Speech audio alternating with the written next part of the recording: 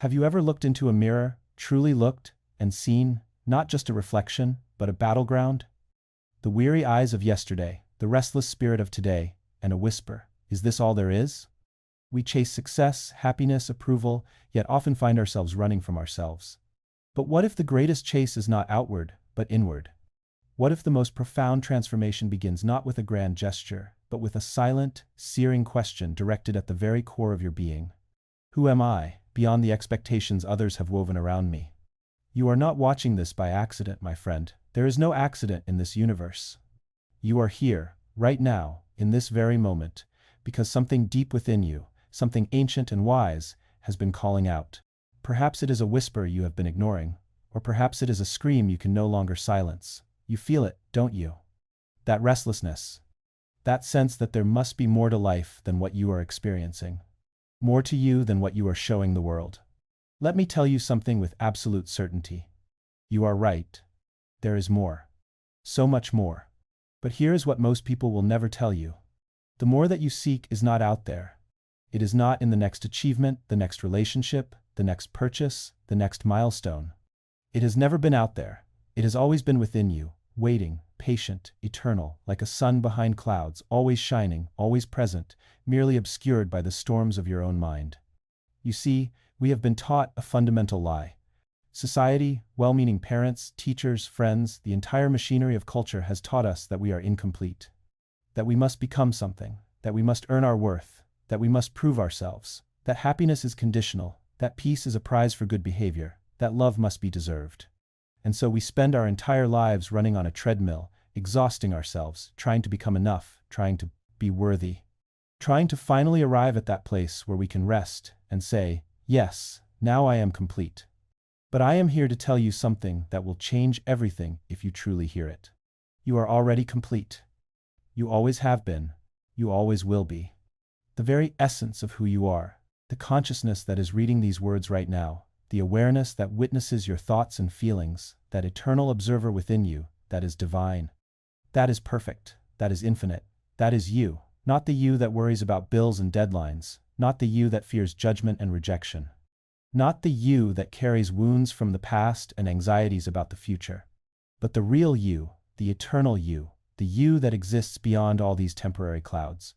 Let me share something with you. When I was young, I too struggled with this question of identity. Who am I? What is my purpose?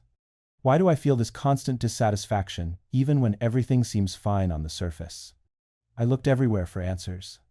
I read books, I sought teachers, I performed rituals, I practiced disciplines. And all of it was valuable, yes, but the real breakthrough came when I stopped looking outward and turned my gaze inward with fierce honesty. What I discovered there shook me to my core. I discovered that every single limitation I believed about myself was not a truth, but a story.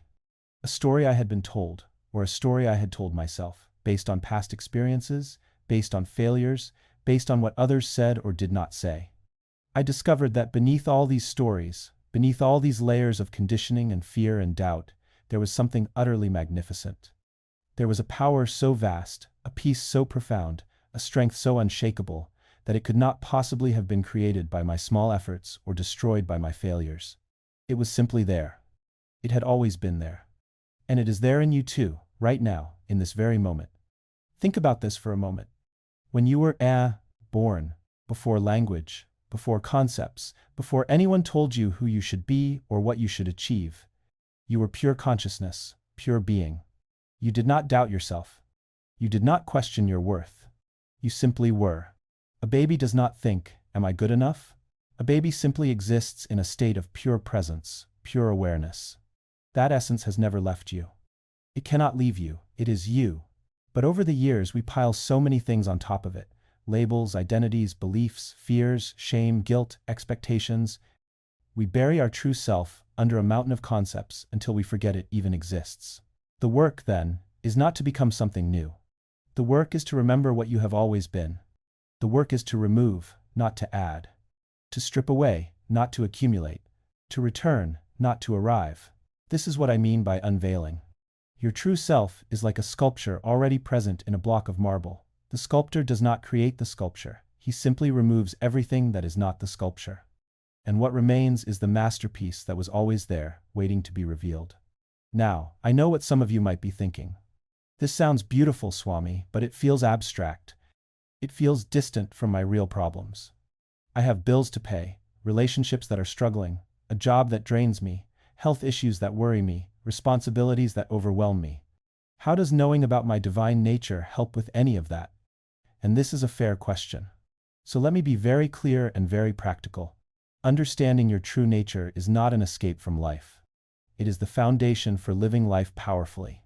When you know, truly know, that your worth is not dependent on external circumstances, you stop being a slave to those circumstances. When you know that your peace comes from within, you stop giving away your power to every person and situation that appears in your life.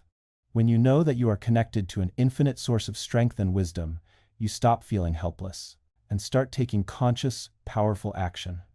Let me tell you a story that illustrates this perfectly. There was once a lion cub, orphaned at birth, who by some strange twist of fate ended up being raised by a flock of sheep. This little cub grew up surrounded by sheep, eating grass with them, bleeding like them, running from danger like them. The cub looked at itself and saw that it was a little different from the sheep, but it did not question this. It simply assumed it was an odd-looking sheep, perhaps not as good as the others. It lived its entire life feeling weak, feeling afraid, feeling like it did not quite fit in but not knowing why. One day, a great old lion, fierce and magnificent, came upon this flock of sheep. The sheep scattered in terror, but this young lion, having never known its true nature, ran with them, bleeding in fear.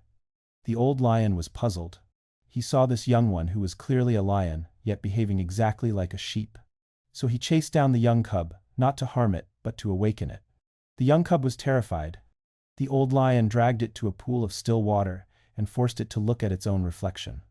"Look," he said, "look at yourself, look at me. Do you see, we are the same. You are not a sheep. You are a lion." But the young cub had been conditioned for so long that it could not accept this truth.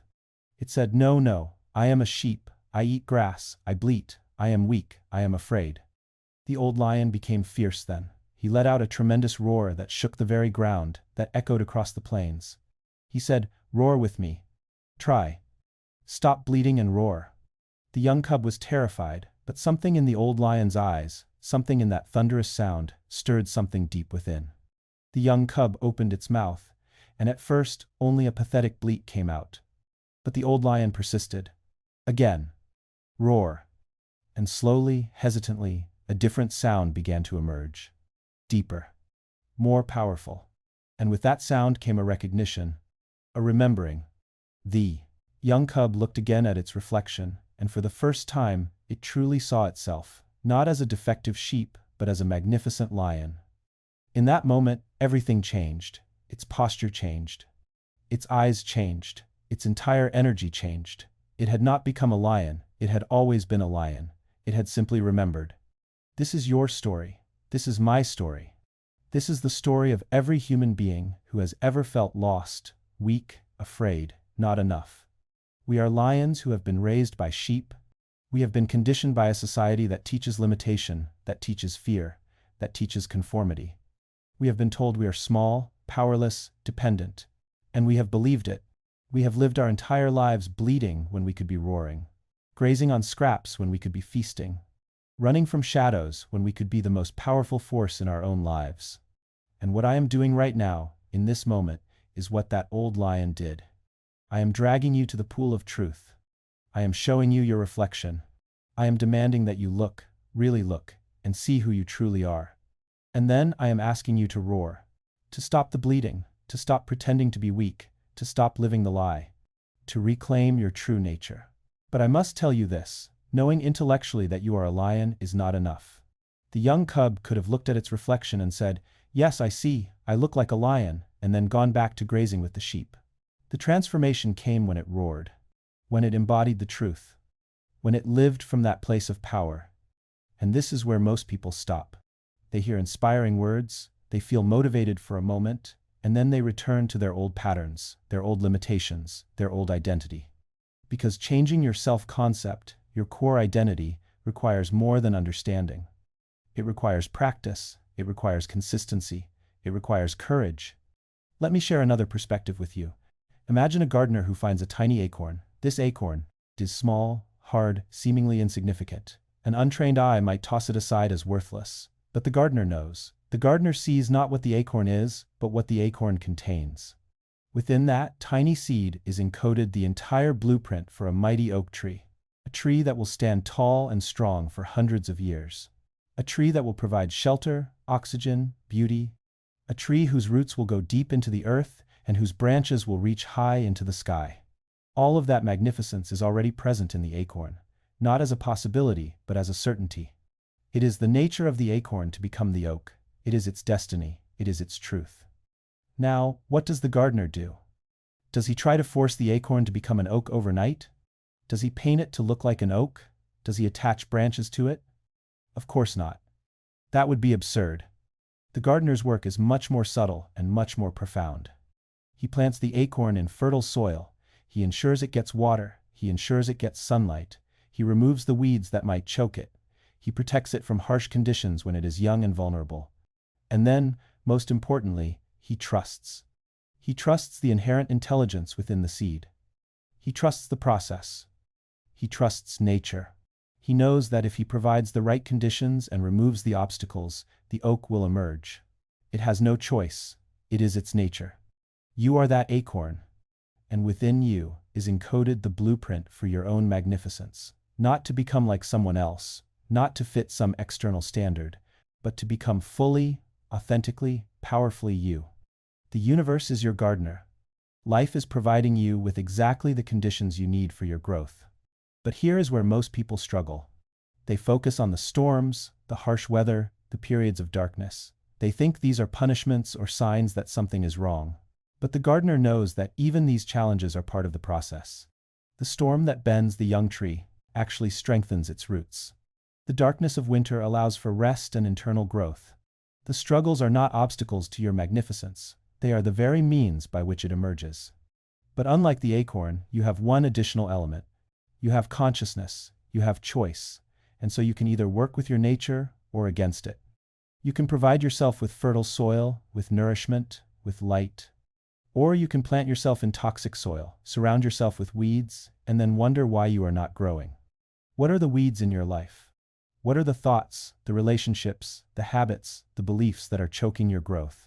What seeds of fear, of doubt, of limitation have been planted in your mind, and why do you continue to water them every single day?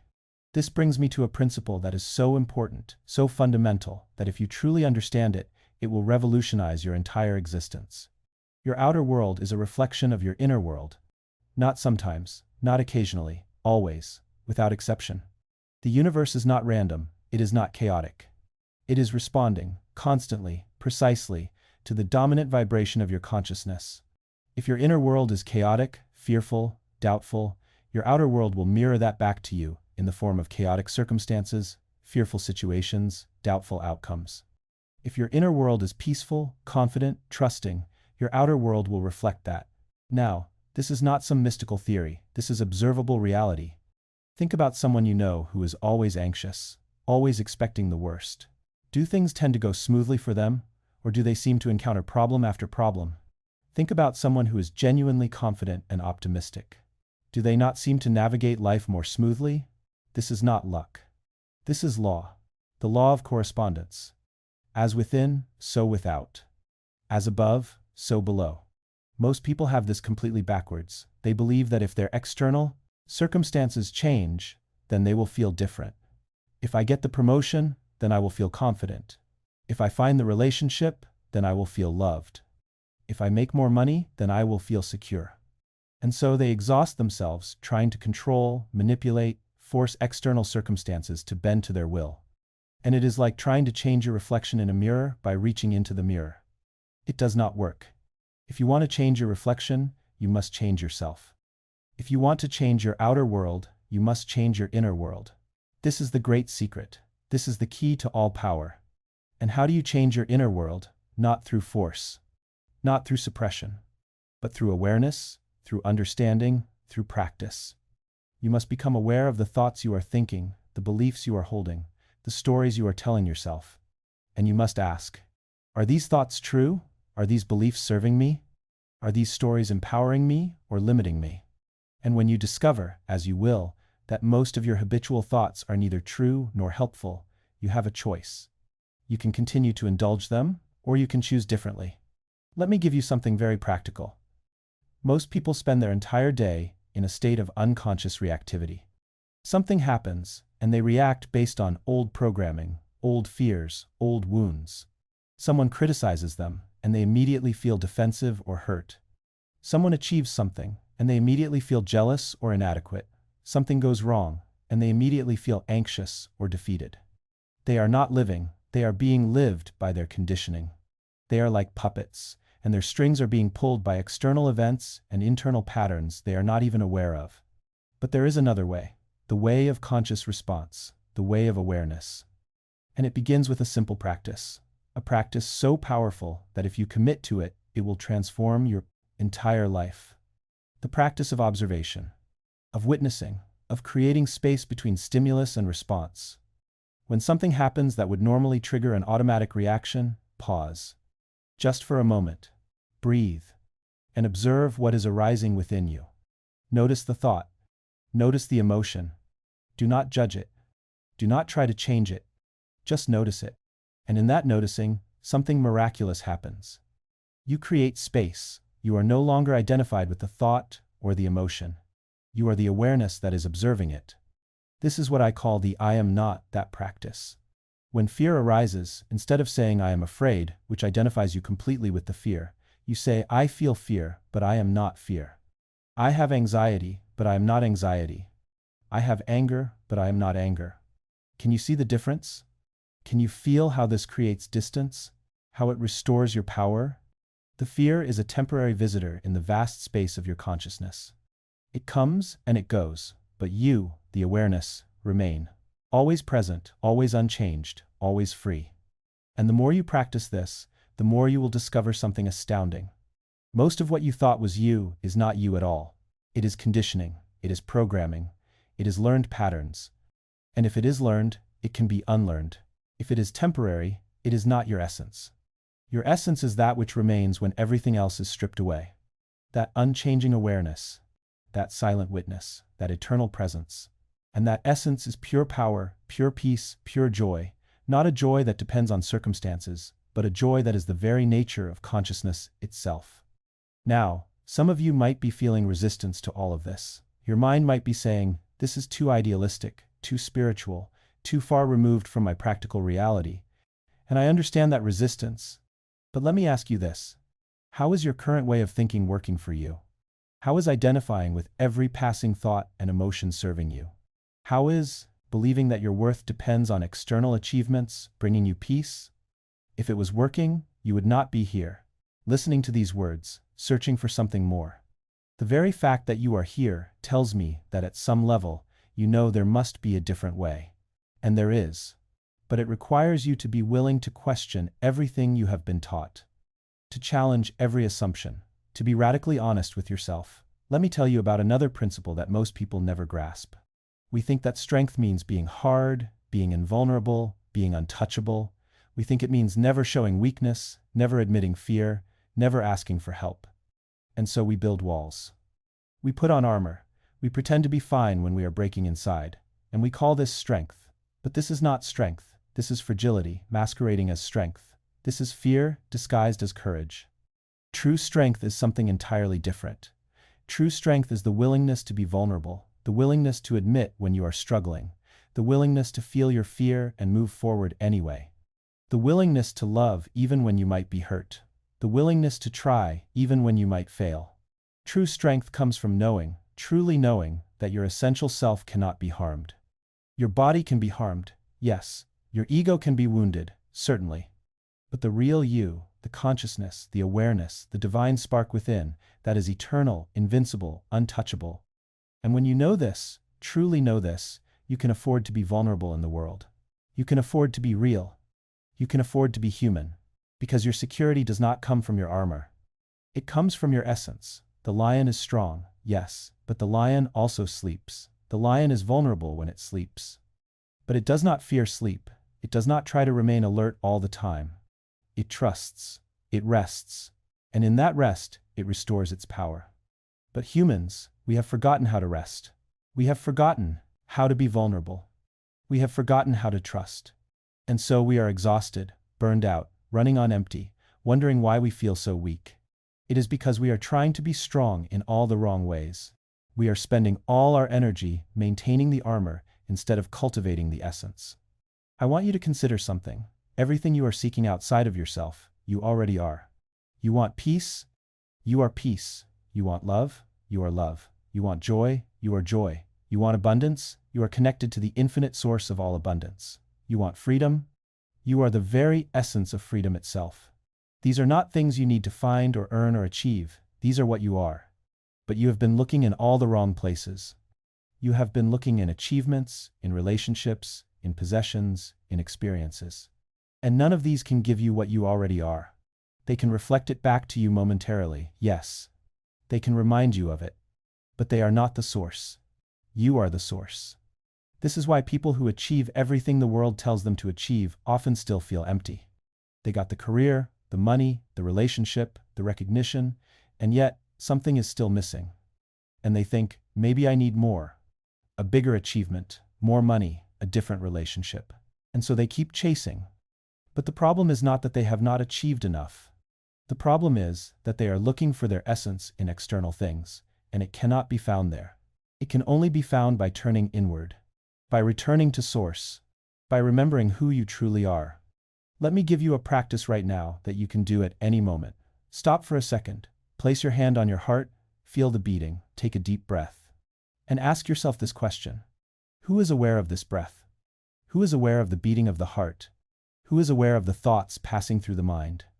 Not what is aware, but who. And rest in that awareness. Do not try to answer with words. Just be the awareness. Just rest in the pure sense of I am, not I am this or I am that, just I am, pure being, pure presence, pure existence. Can you feel it? Can you sense it? That is you. That is your true self. And it is absolutely enough. It is more than enough. It is everything. Every morning, I encourage you to do this practice of what I call the mirror of truth. Not a physical mirror necessarily, though that can help, but the mirror of self-inquiry. Look at yourself. Truly look, not with judgment, not with criticism, but with curiosity. Ask, who is this being? What lies beneath all the roles I play? Beneath the parent, the employee, the friend, the partner, who am I? And do not accept surface answers. Go deeper. Keep asking. And offer yourself, this being you are discovering, fierce, unconditional compassion. The kind of compassion you would offer to a small child who is hurting. Because that is what we all are, in many ways. Children of the universe, trying to find our way, often confused, often scared, often forgetting our true nature. And we need compassion, not criticism. We need love, not judgment. We need to be seen, truly seen, for who we really are. And as you go through your day, practice the I am not that exercise. Notice when you identify with a passing state. I am angry, I am sad, I am anxious, I am not enough, and gently correct it. I feel anger, but I am not anger. I feel sadness, but I am not sadness. I feel anxiety, but I am not anxiety. I have a thought that I am not enough, but that is just a thought, and I am not my thoughts. I am the vast, spacious awareness in which all thoughts arise and dissolve. This practice creates tremendous freedom. It loosens the grip of identification. It reminds you of your true nature. And finally, practice what I call the inner roar. Find a moment, even just 60 seconds, where you can stand tall, place your hand on your heart, take a deep breath, and declare, either out loud or silently with full conviction, I am strength, I am peace, I am wisdom, I am love, I am the infinite divine self. Feel it as you say it. Do not just repeat words mechanically, embody it. Let it vibrate through every cell of your body. This is not positive thinking in the superficial sense. This is not fake it till you make it. This is anchoring yourself to the fundamental truth of your being. This is remembering. This is returning. This is roaring. I know that some of what I have shared today might feel challenging. It might contradict things you have believed your entire life. It might ask you to let go of identities you have clung to for security. And that can be uncomfortable. That can be scary. The ego does not like to be challenged.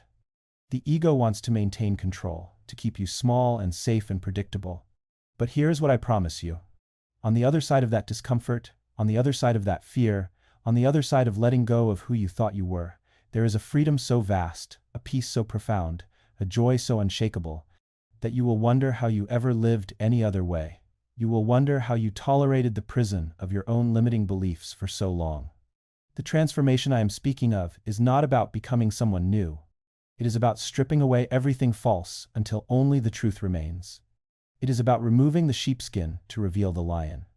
It is about clearing away the debris to allow the oak to grow. It is about unveiling the masterpiece that has always been there. And when you do this, when you truly step into your power, when you truly live from your essence, people will notice. They will ask, "What happened to you? What changed?" And you might smile and say, "Nothing changed. I just remembered who I always was." And in your remembering, you will give others permission to remember too. This is how we change the world. Not by forcing others to change, but by changing ourselves so completely, so authentically, that we become a living example of what is possible. You are not broken, my dear friend. You have never been broken. You have just been covered in dust, and you mistook the dust for your true self. You are not inadequate. You have just been measuring yourself against false standards, standards created by people who themselves had forgotten their true nature. You are not weak. You have just been denying yourself access to the infinite source of strength within you because you were told it did not exist. But it does exist. It is there right now. It has always been there. And it is waiting for you to acknowledge it, to embrace it, to live from it. The world needs you. Not the smaller version of you that tries to fit in and please everyone and play it safe. The world needs the full, authentic, powerful you. The you that roars. The you that stands tall. The you that knows its worth and does not apologize for it. The you that loves fiercely, lives boldly, creates fearlessly. That version of you is not some distant possibility. It is available right now, in this very moment. All that is required is a decision. A decision to stop living the lie. A decision to stop settling for less than you are. A decision to remember, to awaken, to rise. And I want to be very clear about something. This is not a one-time event. This is not a switch you flip, and suddenly everything is perfect forever. Awakening to your true nature is a moment. Yes, but living from that truth is a practice. It is a daily choice. It is a constant returning. Because the world will constantly try to pull you back into forgetfulness. People will project their limitations onto you. Circumstances will challenge you. Old patterns will resurface. And in those moments, you must return to the truth. You must return to the practices. You must remember who you are. Again and again and again. This is not a weakness. This is the human experience. Even the great masters return to their practices, to their meditation, to their self-inquiry. Not because they have lost the truth, but because they honor it, they nurture it, they protect it. So what will you choose? Will you continue to live as a sheep, safe perhaps, but never truly alive? Or will you reclaim your roar? Will you continue to see yourself as a small, helpless acorn? Or will you honor the mighty oak you are destined to become? Will you continue to believe the lies about limitation and lack? Or will you embrace the truth of your infinite, divine nature? The choice, as always, is yours. But know this. The universe is on your side. Life wants you to succeed. Existence wants you to remember. The divine within wants to express itself through you. All the forces of creation are supporting your awakening. The only thing standing between you and your magnificence is a decision. The decision to let go of what no longer serves you and embrace what has always been true. If something in these words has stirred your soul, if something here has resonated with a truth you always suspected but could not quite name, then perhaps you are ready. Perhaps this is your moment. Perhaps this is the old lion appearing in your life, dragging you to the pool of truth, demanding that you look, really look, and see who you truly are. And if that is so, then I invite you, I encourage you, I challenge you to take action. Share in the comments what resonated most deeply with you. What truth did you recognize? What lie are you ready to release? And if this message has brought you even a moment of clarity, a flash of recognition, a spark of hope, then honor that by liking this video, by subscribing to this channel, so that together we can continue this journey of remembering, of awakening, of transformation. Because the greatest adventure is not across oceans or up mountains. The greatest adventure is the journey inward, into the infinite depths of your own being. And I promise you, what you will find there will astound you, will liberate you, will transform you. Go forth, now, and change yourself, and in doing so, change the world. The lion is awake, let it roar.